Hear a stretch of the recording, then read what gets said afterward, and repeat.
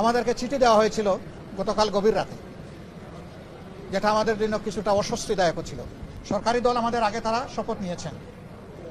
আমাদেরকে সংসদ সচিবালয় থেকে যে পত্র বা চিঠি দাওয়াতনামা দেওয়া হয়েছিল, সেখানে 2টি শপথের কথা উল্লেখ ছিল। বলা হয়েছিল সংসদ সদস্য হিসেবে আমরা প্রথমে শপথ নিব, একটা সাদা ফর্ম আমাদেরকে বিলি করা হবে, প্রয়োজনীয় লেখাজোখা শেষ করে আমরা সেটা জমা দেব। আরেকটা শপথ হবে জুলাই চার্টার এবং গণভোটের যে প্রজ্ঞাপন হয়েছিল তার ভিত্তিতে সেই শপথটা গণভোটের শপথ, সংস্কারের শপথ। এইখানে সংস্কার পরিষদ সদস্য হিসেবে আমরা আরেকটা শপথ নেব। আমরা হলে প্রবেশ করার পরে সংসদ সচিব আমাদেরকে জিজ্ঞেস করলেন যে স্যার, সকালবেলা সরকারি দল তারা শপথ নিয়েছেন, তারা শুধু সংসদ সদস্য হিসাবে শপথ নিয়েছেন, আপনারা কি করবেন? আমরা কেন 2টা শপথ নিলাম, ওনারা কেন একটা নিলেন? ওনারা কেন নিলেন তার ব্যাখ্যা ওনারা দিয়েছেন। আমরা যে ব্যাখ্যাটা দিতে চাই, আমরা মনে করি যে 26-এ কোনো নির্বাচন হওয়ার কথাই ছিল না। এই 26 সালের নির্বাচনটা হয়েছে 24-এর গণঅভ্যুত্থানের কারণে।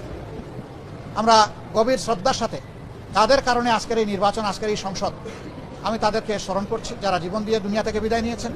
আল্লাহ তাদেরকে শহীদ হিসাবে কবুল করুন। যারা লড়াই করে আহত হয়েছেন, পঙ্গু হয়েছেন, তাদের প্রতি আমাদের গভীর সমবেদনা। আল্লাহ তাআলা তাদেরকে সুস্থতার নিয়ামত দান করুন। আর নির্বিশেষে গোটা দেশবাসী ফ্যাসিবাদের বিরুদ্ধে সেদিন লড়াই করেছিল, আমরা তাদের প্রতি গভীর কৃতজ্ঞতা প্রকাশ করছি।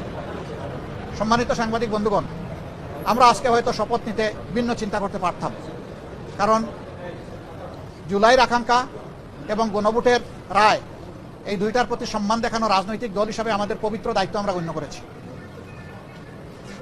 আমরা গণভোটের রায়কে সম্মান করেছি, জুলাইয়ের আকাঙ্ক্ষাকে সম্মান করেছি, যারা আমাদেরকে ভোট দিয়েছেন তাদেরকে সম্মান করেছি, এবং আমরা একমত হয়েছি যে এই শপথ নেওয়া আমাদের কর্তব্য। তবে আমরা মনে করি সরকারি দল শপথ না নিয়ে তারা জুলাইকে উপেক্ষা এবং অবজ্ঞা করেছেন। এতে জন আকাঙ্ক্ষার বিপরীতে তাদের অবস্থান বলে আমরা মনে করি।